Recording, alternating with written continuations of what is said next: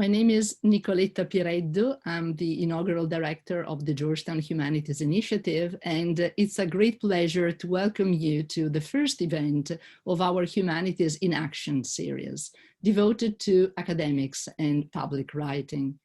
Two more events will follow, respectively on October 29th, the Art and Craft of Podcasts, Teaching, Learning, Researching, and on November 17th, Digital Humanities, Practices and Reflections, in addition to other sponsored and co-sponsored events that appear on the Humanities calendar. I wish to thank Georgetown College for its support, in particular Dean Christopher Celenza and Lynn Delles and Candace Mosley from Communications and their respective teams, as well as the Humanities Initiative Advisory Board. Tonight, four Georgetown humanists will discuss the relationship between scholarship and the public sphere, drawing from their experience as writers at established print and online publications aimed at a general audience. These colleagues have also contributed some of their writings to the web resource, The Humanities and Cura Personalis in Times of Crisis, that is hosted on the website of the Georgetown Humanities Initiative. And I would like briefly to share the screen to show you the resource.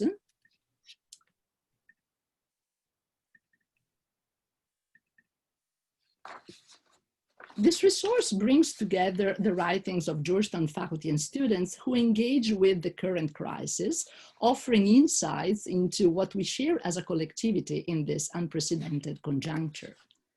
They address the challenges and responsibilities of being human and highlight the role of the humanities in community building. This project is ongoing. Hence, I take this occasion to remind Georgetown faculty and students who have published or will be publishing works in terms of creativity or academic works or public writing pieces to submit their pieces to the resource. So thank you for this. And before I give the floor to our moderator and our panelists, let me add that the audience is encouraged to submit questions through the question and answer function, and we'll devote attention to these questions in the last part of the event as we receive them. So thank you very much and enjoy. Great. So welcome everyone.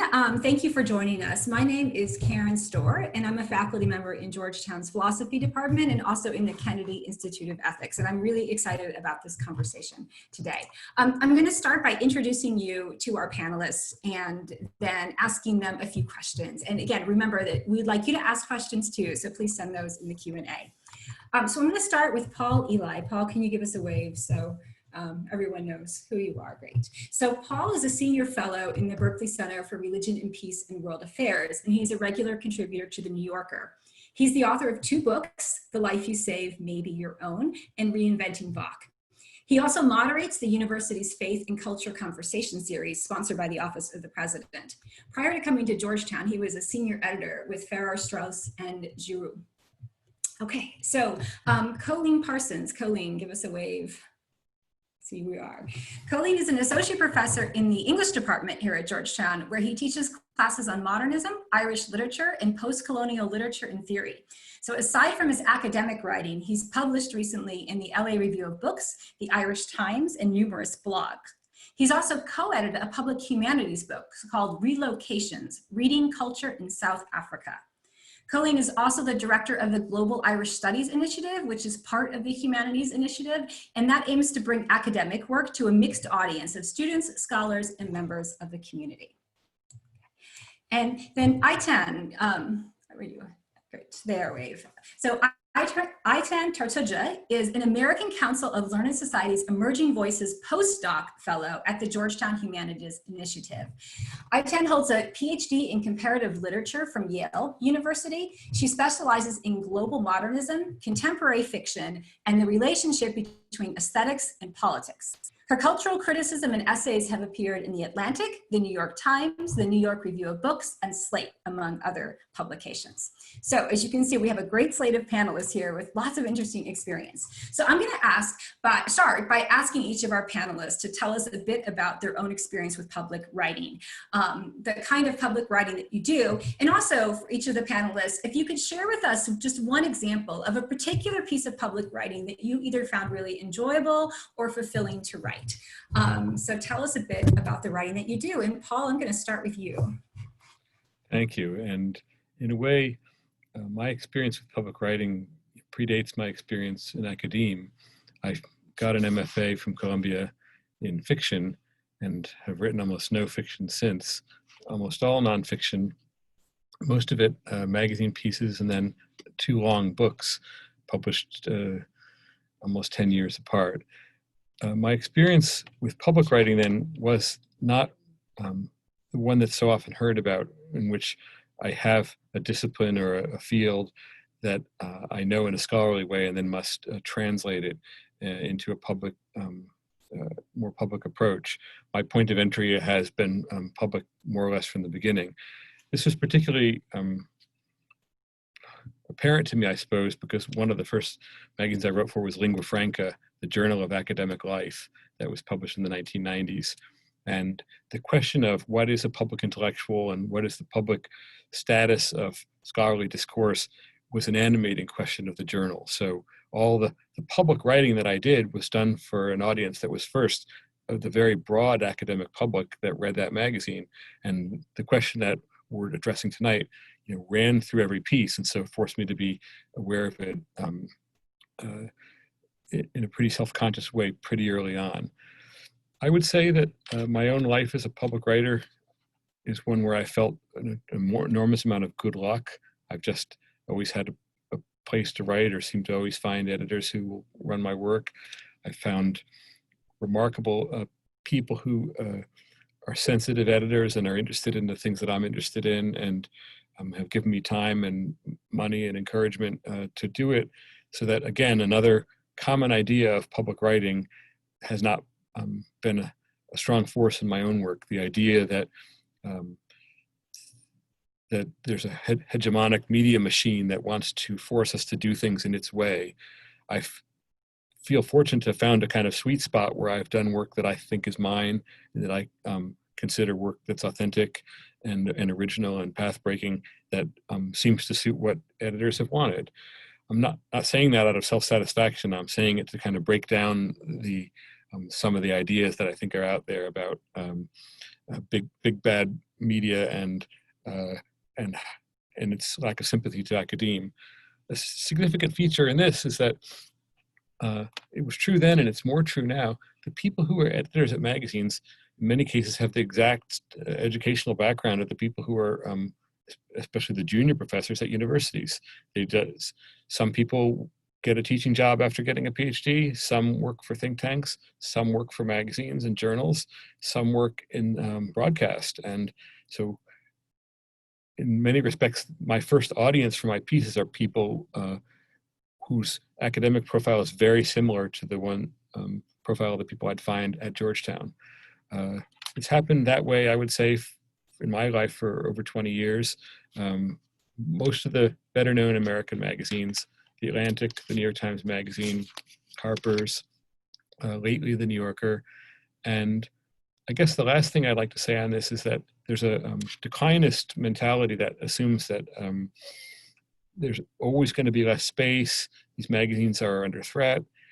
It's not untrue, but it's been not untrue for 50 years practically. The New Yorker was very thick in the 50s and 60s and has diminished gradually ever since. So it's not useful as an emerging public writer to think about this as a bad time or a time where it's harder to do things than it used to be, because I would say that's too macro of you to be useful in your own particular case, and also that there's strong evidence to the contrary. Right. Thank you, Paul. Ayten, let me now turn to you. Can you tell us a bit about your public writing and an example of a piece that you found especially fun or fulfilling to write? Of course. First of all, many thanks to Nicoletta for organizing this panel and inviting me to be a part of it, and to Karen for moderating our conversation today. It's such a pleasure to be here. I've had the chance to write different and engage in different kinds of public writing, ranging from the personal essay to the opinion piece to the review. And one of the first pieces of public writing I worked on was an essay on immigrant patriotism for The Atlantic. It was very much prompted by my own experience of becoming a naturalized citizen. As the last step in the citizenship process, some of you might be familiar with this, you have to attend an oath ceremony, which took place for me at a federal building in Brooklyn.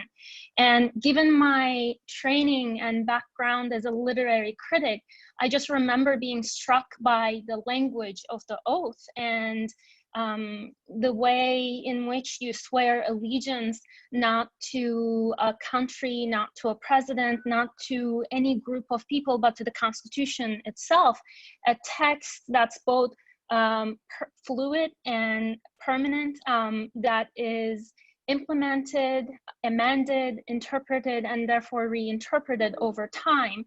And some scholars have called that kind of American way of taking an oath, a constitutional patriotism. And I remember wanting to understand and learn more about the history of that kind of language.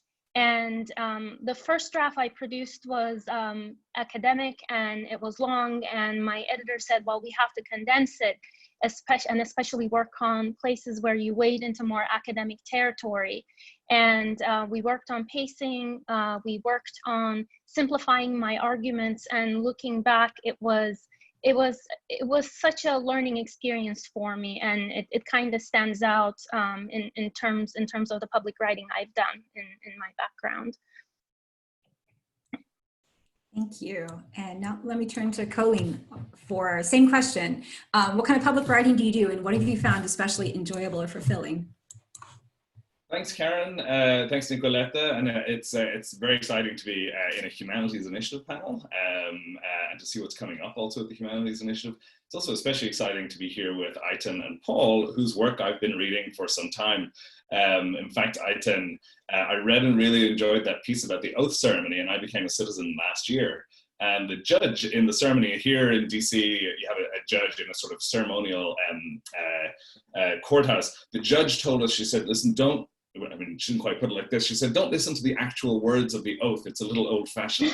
So I enjoyed your sort of analysis of the oath that I was then told not to listen to.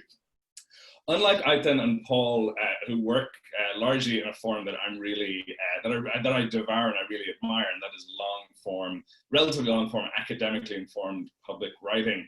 I'm new to public writing, and I've written mostly short form pieces, ranging from summarizing academic findings for a non-specialist audience to responding immediately to particular moments. So I've never been commissioned. I've sent pitches, I've cold calls, or sent completed pieces to editors, and that's a brutal affair. But and I've been prompted, I think, largely by irritation, by a sense that there's an itch that needs to be scratched, a problem that needs a response, and something that a humanist, somebody who's trained in the way that I'm trained, or Ayten is trained, or Paul is trained, that a humanist can help us understand. I think probably my favorite piece is one that I'm working on right now, and I will say that I also hate writing, and I find it very painful. So for me to say that it's one of my favorite pieces is a big thing. I'm writing a piece for the Washington Post section on Joe Biden's constant quoting of Seamus Heaney, but also Pete Buttigieg and Beto O'Rourke having a sort of a sparring match over Ulysses. And the question is, like, why do these Democratic Party bros insist on quoting Irish literature? Is it because, as Biden insists, it's the best? I mean, whatever the best would mean to a literature scholar like me, we're taught not to make those kind of evaluations. Or is it because, in fact, there's a really peculiar history of the way that Irish modernist writers in the mid-century became canonized in the US because certain critics thought that they offered a perfect platform for ideas of liberal democracy? So the popularity of Irish literature in the US has a fascinating history, I think, that reveals in a way the Cold War, and this is not a surprise, we've been thinking of this for a long time, but the Cold War origins of Joe Biden's love of Seamus Heaney, or the Cold War origins of Pete Buttigieg's love of Ulysses. Buttigieg's father actually was a Ulysses scholar, James Joyce scholar, one of the best known, best James Joyce scholars. And I think in a way, I like the article because it combines a sort of an immediate and sort of voracious interest of mine in this horrifying political landscape we're in, but also my own scholarly interests and my own sort of long or deep knowledge of how Irish literature came to occupy its place in the world, and that it's not accidental. So I've been really enjoying working on that. Hey, thank you. Okay, so I'm going to start by posing some other questions to the panelists. And once again, don't forget, you can pose them too, just send them through the Q&A. Like good academics, we should start by asking questions about our terminology. So this concept of public writing, what do we mean by the public? Who is the public for whom we're writing? So I'm going to start this question with Ayten. Who's the public? Well, the adjective public comes from the Latin word publicus, meaning of the people, which can look deceptively simple, but in actuality, it's a very elusive concept. Who exactly are the people being referenced? Are they an imaginary community of strangers who pay attention to the same forms of media we do? Are they like-minded individuals who share our tastes, backgrounds, and interests? If we kind of look at the scholars for this question, individuals such as Jürgen Habermas and Hannah Arendt have convincingly argued that the concept of the public sphere is often very unstable and affected by a host of changing social, political, and technological factors. And in fact, in our conversations leading up to this panel, Karen asked us to consider who is the public for this panel. And I was thinking that if we had gathered a year ago, we would physically be present in a room on the Georgetown campus, and the public of this panel would be somewhat determined by geographical constraints, as well as who has access to the campus. But due to the circumstances we now find ourselves in, and with the aid of technology, some of you are joining us from different locations and from different time zones, and your faces are invisible to us. So I always find it useful to think of the concept of the public as something plural, as publics, which is a point the American literary critic Michael Warner makes in his book, Publics and Counterpublics, that texts can be picked up at different times, at different places, by people who are not otherwise related. And to illustrate with an example, while there might be some overlap between individuals who read the New Yorker and versus the Washington Post, it's kind of inevitable that their publics also diverge from one another. And I find that my awareness of this plurality, this multiplicity, shapes my own writing. Adding to the equation the differing house styles of each publication, my imagining of the public for whom I'm writing shifts from venue to venue, which I actually find liberating, that different publications can allow us to reach different publics. Either Paul or Cóilín want to chime in on this question. I'll join if you don't mind. The question of who is the public is, very hard to define, and it's constantly changing, and so I'm not sure how useful it is for a magazine writer. That's in some ways how I think of myself.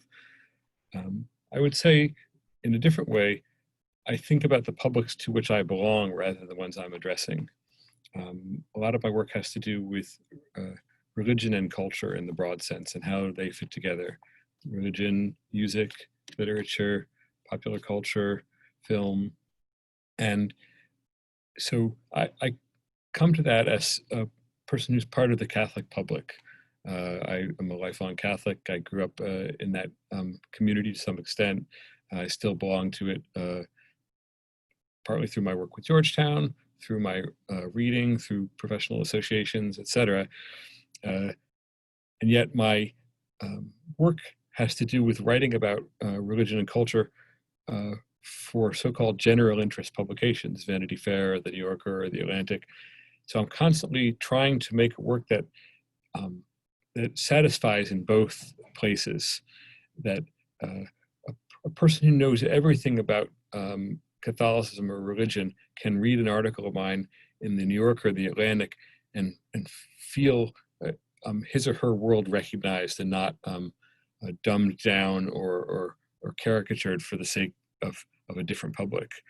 And in the same way, a person who is a reader of the New Yorker can read a piece of mine and have material that may not have been familiar or at all intelligible to them suddenly make sense in the reading. So that, just to work with a very broad brush, I belong to those two publics, and I'm trying to do work that that is meets the standards of both without compromise in either direction to the extent that I can. Thanks, Paul. Cóilín, did you want to join in on this at all? Who's your public? Sure. I suppose, like everybody else, I don't have a clear answer for public. The public is a hazy idea that floats in and out of view as I write, and that's as much the case for an academic public that I write for. I will say that when I write as an academic, I have one of my teachers on my right shoulder yelling at me the entire time. That is Edward Said, who was a stickler for prose, and I always think of him telling me to write, what are you using that word? But writing for a sort of a bigger public, it's a protean affair. They slip from grasp just as I feel like I've got them in hand. And I think I should also say that as a sort of a white European man, I feel that I am by force limited in my capacity to imagine with any depth a diverse public. Not that I shouldn't attempt it or that I don't attempt it, but when I do so, I do it with the certain knowledge that I can only fail again and fail better, as Samuel Beckett would say. And so it's difficult to imagine it. But I could think about one piece of writing that I did this year that had a very surprising public. I wrote a piece, I co-wrote a piece with two authors on the place of the humanities in understanding and rebuilding from COVID. And my co-authors and I were completely resigned to the fact that we would be preaching to the choir, and that humanists would nod their head and lament the fact that STEM, science, technology, engineering, math, gets all the attention these days and that we're left fighting over the crumbs. We figured it would be a piece that would make us somehow feel good. But then it was published and it was immediately shared and widely shared and read among the STEM community, being tweeted and retweeted and quoted by doctors and engineers and astronomers and more. And there was a really surprising reaction to it by a constituency that we had hoped would read it, but we were resigned to their indifference. And then, I can think about another way that the public shifts. As I sort of spoke when I gave my opening remarks, I was thinking about the fact that all public writing that I've done has been cold calling in a sense. And so I've been sending it out to editors. And so you write something, in this case, say a piece I wrote on Camus' The Plague. Write something, you send it to the editor of your choice, magazine of your choice, and they turn it down because that's what happens. And then suddenly it's a race. You have to send it somewhere else before it goes off the boil, and you keep going until it finds a home. And the one thing, and every time you send it somewhere, it sort of reconstitutes itself by speaking to a different audience. Not that I rewrote it, but that the public, in a sense, changes around the piece. And I just wanted to maybe hold on to that idea that while we write for a public audience, there's something that remains, and that is the sort of the depth of scholarship and the depth of knowledge and the position from which you're writing. And in a sense, the work itself remains even as the public shifts around it. And it's a lovely way to think about your work sort of blowing in the wind, looking for a reader. And I think a lot of Michael Warner's work, as Ayten mentioned, in that sense that, that work will be read across a range of people at different times in different places, and that you have no control over that. I would like to quickly add to that, to say that even when a text gestures at its intended public, at its intended audience, it might be misleading. And one example that comes to mind is Ta-Nehisi Coates' Between the World and Me, which is shaped in the form of a letter addressed to his son. But when the book came out, there was a lot of discussion and pieces published on who the intended public was. with some writers arguing that it was a white audience, and others saying no, it is actually intended to his son and his son's peers. So even in cases when the text itself or the author itself gestures towards a specific audience, it's still fluid and it's still unstable. This actually leads nicely into my next question, which is about the difference between academic writing and public writing, if there is a difference. Maybe there's not. So Paul, let me start with you. What do you see as a difference between academic and public writing, if there is one? Well, one of the things that has occurred to me is the way you introduce or deploy source materials. The simple way to put it is that in a scholarly piece, your citations are within the piece. A large part of much scholarly writing has to do with the genealogy of ideas and crediting them to their authors through the notes or through the references in the text. It's often the case, not always, that that's more difficult to do in public writing. So I think of it as a challenge, and part of what's exhilarating about public writing is doing justice to the source materials through different literary devices. The typical one is a narrative, to track an idea as it moves from author to author, from public to public in the course of a piece. Another is to clump ideas thematically and see how affinities between them emerge that you can make an article out of. I'm thinking of an article I wrote for The Atlantic about 12 years ago, having to do with the legacy of Reinhold Niebuhr. And suddenly, at that moment, Niebuhr's name had shown up in everybody's mouth. Obama was saying before he was president that it was his favorite philosopher. People were quoting Niebuhr both to justify the Second Iraq War and to justify opposition to the Second Iraq War, and so on and so forth. So basically, I was able to track the back and forth of citations of Niebuhr and make an article out of the deployment of his ideas by different people, thus taking care of the challenge of citation by making where the ideas were coming from and how people presented them part of the interest of the article. And instead of just seeing it as a drawback of magazine writing, that citations are so difficult, finding a narrative and thematic way to make the cites part of the story. Yeah, the citation challenge is a significant one. It's such an academic fallback that not to have that option can be kind of a scary thing, learning how to write without that traditional academic style. Cóilín, you want to jump in? Yeah, I was, thank you, Paul, for that, and Karen for picking up on that, because in a way, that's exactly what I was thinking of. You know, I began my writing career really as an academic. And when I moved into public writing, I have all kinds of hang-ups. Like many people who've taken the same route, I think there are probably people listening to this who might have the same experience. When we write as academics, we often write to a very sort of tight-knit community. I don't know my readers. They are strange to me, but I know their habits of mind. I know their disciplinary formations. They read what I read what they read. But for other forms of writing, the audience is entirely imaginary.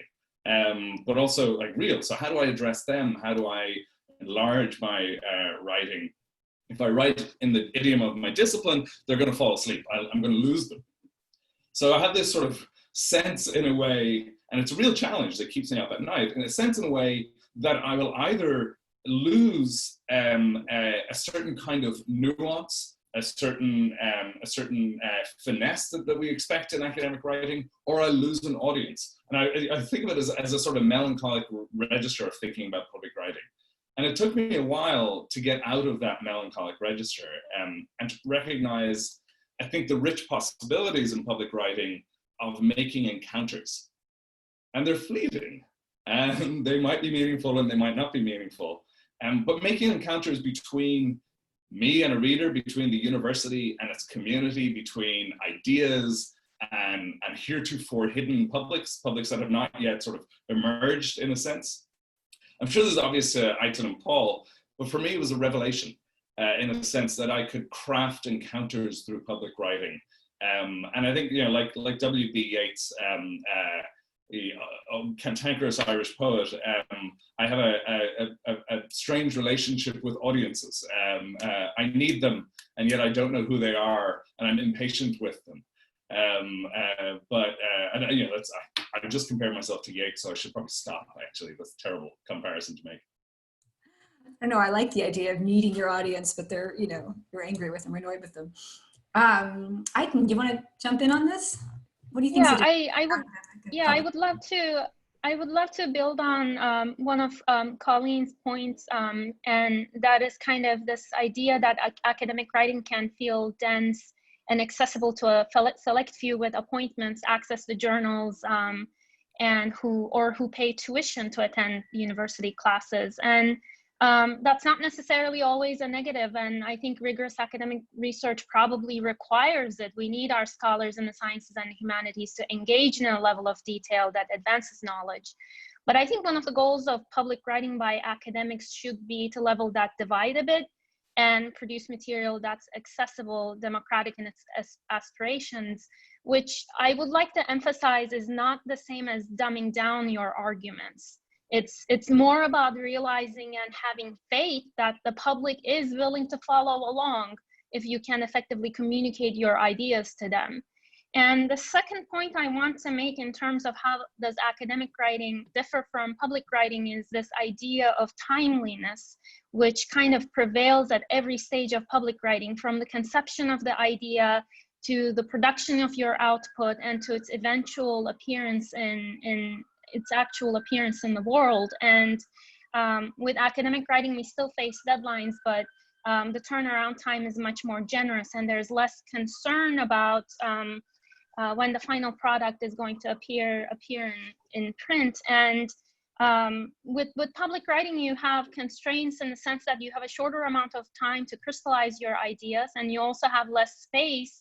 And that can be both advantageous and rewarding in the sense that that pressure can help you crystallize your ideas, but it can also be dangerous. And dangerous in the sense that you might overlook a perspective or a side of the argument that kind of requires more time to kind of emerge. And I kind of wanted to read just a little bit from the end of Cóilín's piece, the recent piece in Los Angeles Review of Books, because he kind of touches upon this idea. He notes how the Italian philosopher Giorgio Agamben wrote a blog post in February 2020, right? Cóilín, correct me if I'm wrong, but he basically said that the authorities were inventing an epidemic and spreading needless panic. And I was struck by the sentence referring to Agamben. Cóilín writes, maybe he should have waited a little. Maybe this is not a time just yet for prescriptions and certainty and pronouncements. Maybe we are best served by acknowledging, as the plague helps us to do, our bafflement and bewilderment at the world as it has been revealed to us. So I find this concern with timeliness kind of separates public writing from academic writing a little bit. Yeah, the timing thing. I mean, that's a very different way of thinking about time and what you're trying to do and thinking about the audience that I think academics are normally accustomed to doing. We just like have ideas and we throw them out into the academic world without necessarily thinking about that part of it. But it is so crucial to public writing. Timing is everything in many ways. Let me ask you all now, if you could, so this is a big question, but really a crucial one. Why does it matter that academics like the three of you do public writing. And I'm specifically interested in the question of why it matters if humanists do public writing. You know, right now during the pandemic, we're all like reading, you know, we're becoming armchair epidemiologists and trying to learn a lot of science in many cases, or we're watching polls. But what does the humanities specifically have to contribute to public writing in this moment? And specifically, why academic humanists? What is it that we can do, that we can offer to the world through our writing? So Cóilín, I'm going to give this one to you first. Oh, thanks for punting that to me there. That's all that, you know, it's the perpetual question, isn't it? And I think, you know, I, like anybody else, I'm wary of using that phrase in these times, right? So that we hear all the time now, it's a sort of, makes for some really bad ahistorical thinking, as if our times are exceptional. But I do think that there is a crisis in our moment here in the US, where we all live, and in Europe, where I'm from. And it's of a very particular order. And I think it calls those of us with expertise to arms. In a world of rapidly proliferating channels for the dissemination of information, we find, unsurprisingly, that readers and viewers of information are not able to tell what has been tested and what has been verified. And I'm not going to say that speaking from an academic position will somehow like dispel the clouds of misinformation, but I do feel that we all have an obligation to at least facilitate and ease into the world tested and verified knowledge. And I want to pick up Ayten, thanks very much. That was really nice of you, because that's actually going to, you know, talk about something similar, because I think, and Paul mentioned this as well when he talks about timelines of publication. I think the whole point of academic knowledge is that it has been slow in the making. That doesn't mean that it has to be slow in provoking action. Like Black Lives Matter, COVID, democracy under threat. These are all situations that demand rapid and meaningful action, but it must be undergirded by deep and thorough thinking. And you know, I think, you know, humanists, obviously, you know, we're all invested in this, but I do think that humanists have a particularly keen role to play. If I think about that thing I'm writing about Joe Biden, what I'm trying to do is tell the reader that there's nothing inevitable about where we have arrived. There's nothing inevitable about the fact that Joe Biden quotes Irish poetry. Why is it not South Asian? Why is it not African? In other words, what appears natural to us is a result of particular aesthetic choices formed by like political and cultural histories. Just because that's how it is doesn't mean that that's the only way it should be. And literature, as we all know, asks us to imagine a different and frequently a better world, right? To have the capacity to enter into the lives of others and to learn from those others. And I think, you know, public writing, in a sense, and this is, I think, especially important for me, at least in the US, public writing is the open university, and Ayten sort of mentioned this in a way. It's the original form of massively open online courses, an invitation to those of us who are in the academy, to those of us who cannot be present in classrooms, to join us in our classrooms and to be with us in our thinking. All the better if it's free and open access. In this country, obviously, education of the kind that you get at Georgetown is eye-wateringly expensive. But the knowledge that's produced in a place like Georgetown should be shared and should not be expensive. It should be available to access. And I think that's, in a sense, what we're all doing when we write publicly. Paul or Ayten, want to jump in on this? Why does it matter what we're doing? I'm thinking about Ayten's point about time, and then, you know, Cóilín followed it with a point about the time that's typically taken with academic books for their production and for ideas to develop over whole careers. My experience is that a book is something that time is taken with. This is the best definition I could come up with for a book when books entered the digital age and I was tasked with teaching a course called The Short Book at Columbia. What's the difference between a 40,000 word text and a book of that length? A book is a text of a certain length that time is taken with. Time is taken with it by the author, and time is taken with it by the reader.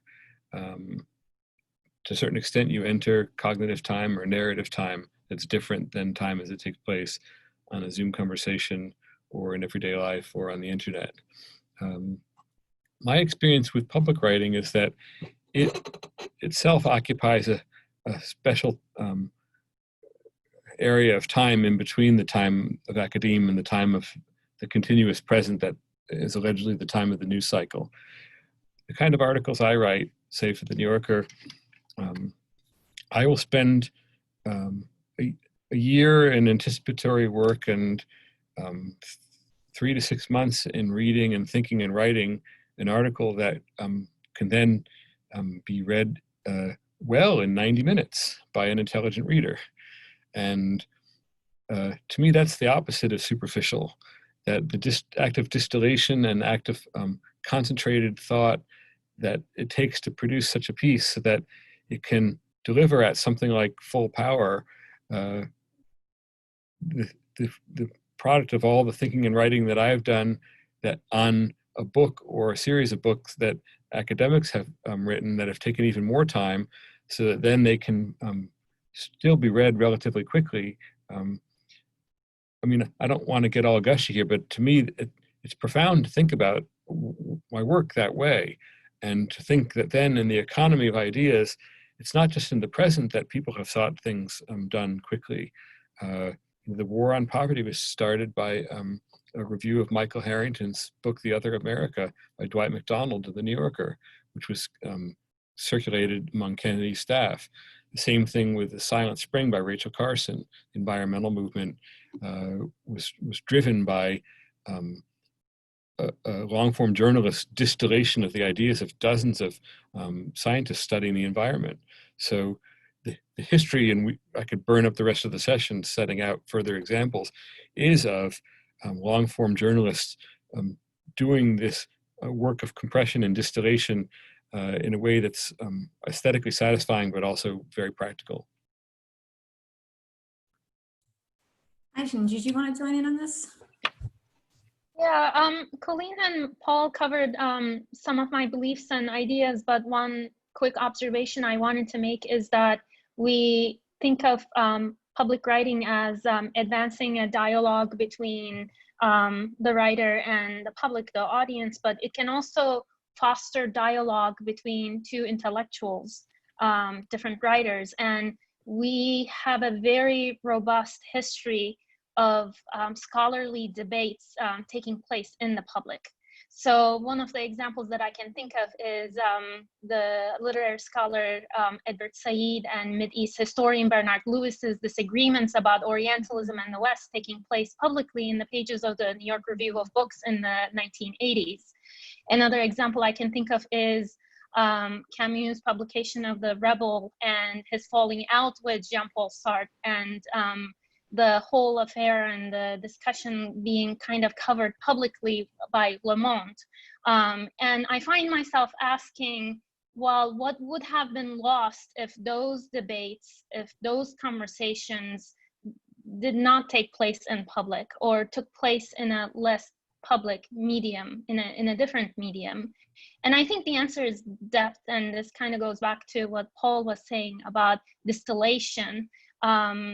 There's something really exhilarating and instructive about watching two great minds wrestle with each other, be in tension with each other, engage each other publicly.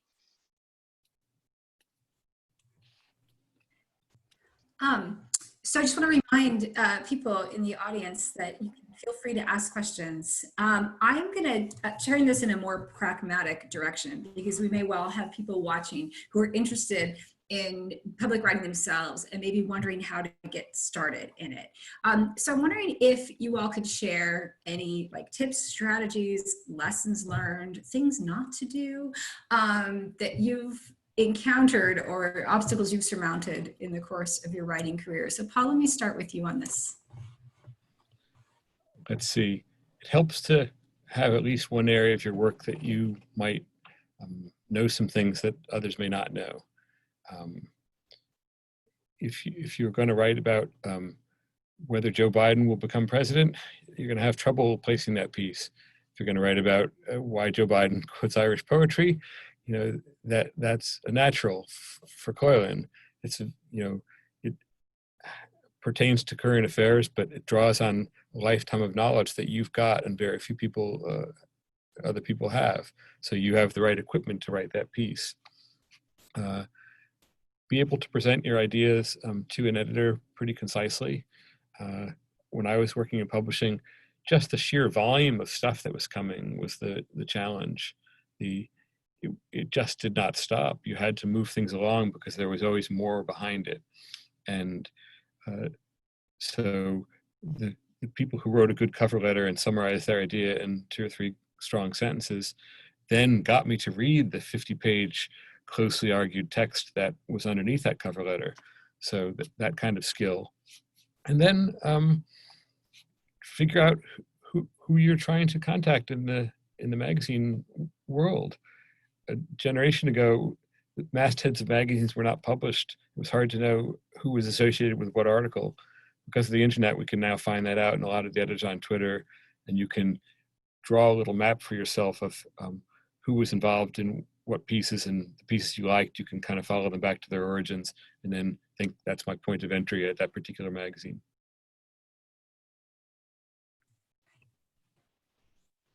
Ayten or Cóilín? I mean, I could offer something like very, very practical. When I think about, sorry, Ayten, when I think about my own experience of cold calling or sending out an article that has not been commissioned, a long time ago when I was, I just got my PhD, a more senior scholar said to me, so if something is rejected by a magazine, by a journal, you just take it out of that one figurative envelope and put it straight into another figurative envelope. Don't change anything. Because it's going to be a totally different reader when it gets to the other journal, and that stuck with me, and I've done it many times, and it came back to me as in the course of writing a few things that needed in a sense to have an instant answer, and got instant answers, some of which we need to think about it, and I had to say, well, look, it's going to go off the boil, but it's a really good piece of advice, to just immediately turn around and offer it to another reader, offer it to another editor. Especially if you're writing something that responds to a moment that is immediate, and something that will, next week, the news cycle will be different. Advice. Ayten. And I guess adding to that, Paul covered this a little bit, but when I first started writing out, I naively thought in order to be published at a venue, I have to have connections, that I have to know people, and I had kind of given up from the beginning almost, because I had this kind of idea that the editor would not write back to me if I didn't have a contact. But there's a lot of truth to what Paul said, that a lot of editors have their emails publicly listed on their Twitter accounts. It's publicly out there, and they do want to publish you. They are interested in your ideas. So I would, for people who are just starting out, I would encourage them to be not afraid of sending in emails, sending their pitch. And the other point I wanted to make is that writing a pitch is an art, I think, and it took me a while to kind of get familiar with that form of writing and kind of understand it and learn it. So I do think it's important to kind of learn how to write a good pitch that's aimed at that publication, which will emerge from your reading of that publication. So one suggestion I also have is that be familiar with the publication you're pitching to. Make sure that you actually, this might seem very intuitive and simple, but I think it's worth emphasizing. Be familiar, read the publication that you're pitching to. So let me pick up on this notion of pitching again, because this is so important to this too. So I've heard from Paul that it needs to be concise. And Ayten, you mentioned that it needs to be sort of directed at a publication that you know well. Any other thoughts on what makes for a successful or unsuccessful pitch? Because this is certainly an important skill. I remember when I was working in publishing, and I may not be the best, I might not be a representative figure here, but I was put off by language that had the taste of salesmanship in it.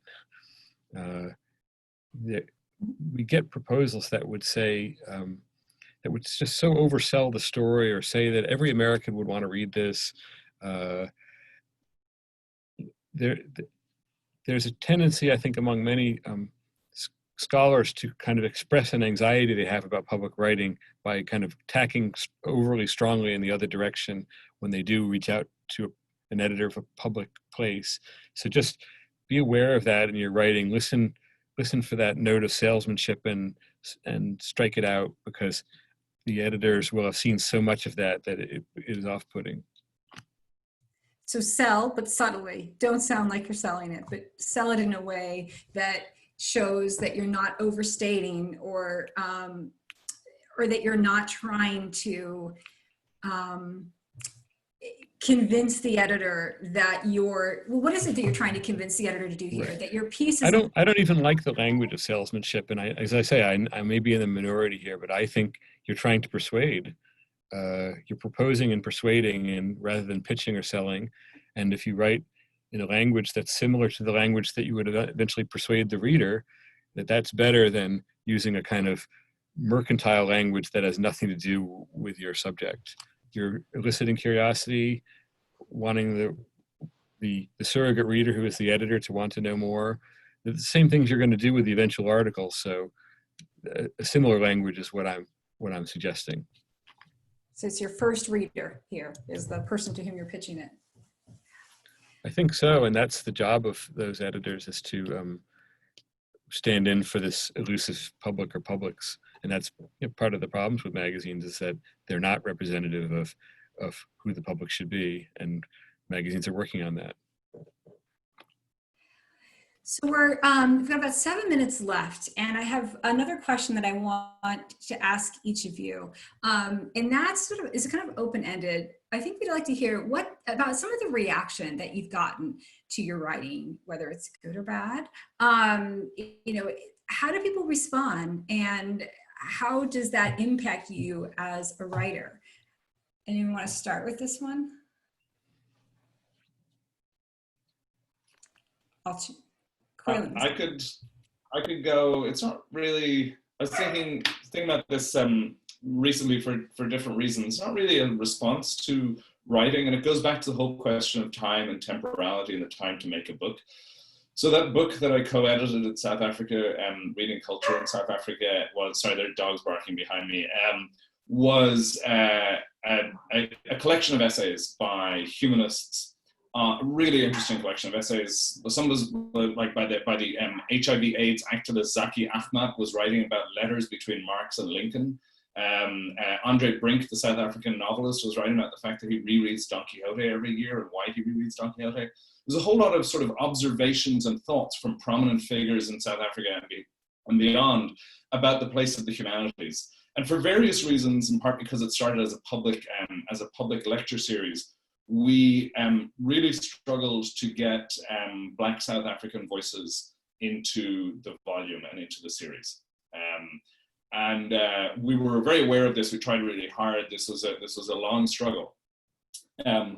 But the book was eventually published in November 2015, and in October 2015, student protests broke out in South Africa against, part of it was the Rhodes Must Fall movement that became a decolonized university, a decolonized the curriculum movement.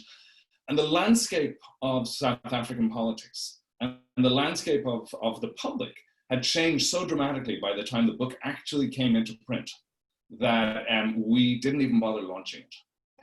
It was published and it fell like a lead balloon because it was the wrong book to be appearing at that exact time. It was a great book, but just the moment that it came into the public sphere was a moment when the public sphere had its eyes firmly on something quite different that wasn't addressed or was badly addressed or unaddressed at all in the book that we had published. And that was a real sort of signal moment of a recognition of the fact that sometimes scholarship misses the mark. And sometimes it doesn't always speak. Even as it tries to speak to its moment, it can't. Sometimes this labor of love that you've devoted so much time and energy to just isn't going to get the uptake that you want just because of luck of the draw, in some sense. Yeah, it's hard. And also because, in a sense, the world had shifted on its axis.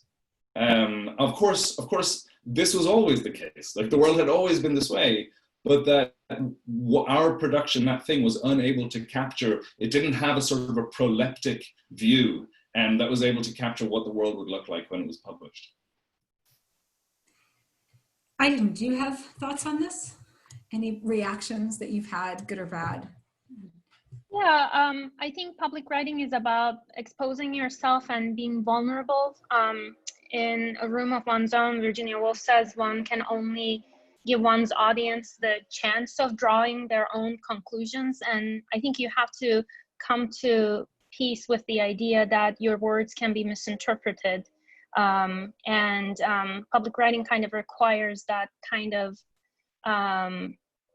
making peace with the idea, with being vulnerable and being exposed. And one memorable experience I have is I had written this essay on the Polish painter and intellectual Joseph Czapski, and I received a handwritten note from one of the readers. They didn't have my address, but they sent the letter generally addressed to Yale University, which is where I was at the time, but the letter somehow found me. And it was kind of about their own experience with Czapski, whom they had actually met in person, and they kind of disagreed with my telling of Czapski's experience as an exile in France. And even though we had a slight disagreement, I was just struck by the reader's urge to reach out in a material form. That kind of stands out when I look back as a reader response. And the other point I wanted to make is that you sometimes get strange responses and emails too, and that's in the nature of public writing. And I think my impression is that this affects female writers a little more differently than male writers. But overall, I have found readers to be open-minded and generous, which restores one's faith in public dialogue. Yeah, that is helpful. All right, Paul, we've got about 1 minute left. Tell us some interesting reaction that you've had to your many years of writing. I wrote a long piece about sexual abuse in the Catholic Church. I told about the experience of my uncle, who's now dead, who'd been abused by a priest in his parish in upstate New York. When he told his father said, my grandfather, never say that about a priest again. I put the story into the article, and a man wrote to me saying, I knew your uncle, and that same priest abused me too. So just by writing the piece, because it went out to a public who's, I couldn't imagine who was reading it, but my dead uncle's story was corroborated all over all these years, and the reader had his own experience corroborated by a magazine article that he didn't know was coming, that he just found turning the pages of the New Yorker. So the mystery of the public I felt it really profoundly at that moment. That's a pretty amazing story on which to conclude. So I'm going to hand things back over to Nicoletta in just a second, but thanks to all three of you for sharing all those insights and to our audience as well. Nicoletta. Thank you very much to the four of you for this compelling conversation. We have seen that publishing in venues targeting a general audience is definitely a route for academic authors to reach a broad and multifaceted cohort of readers, to share personal preferences, to advocate, to take action, to promote exchange of ideas also beyond our areas of specialization. It prompts us to think about who our readers are and to find new ways of engaging with them. Ultimately, if I have to summarize what we have heard tonight, writing in public domains coming from academia shows that academics, both faculty and students, and there will be occasions throughout the semester to focus more on students, are public intellectuals, that their projects, but also in more general terms, their expertise in the humanities can really have an impact on society at large. And with this, I really wish to thank all of you, and hopefully we'll see you soon for the next events. Thank you very much. Thank you.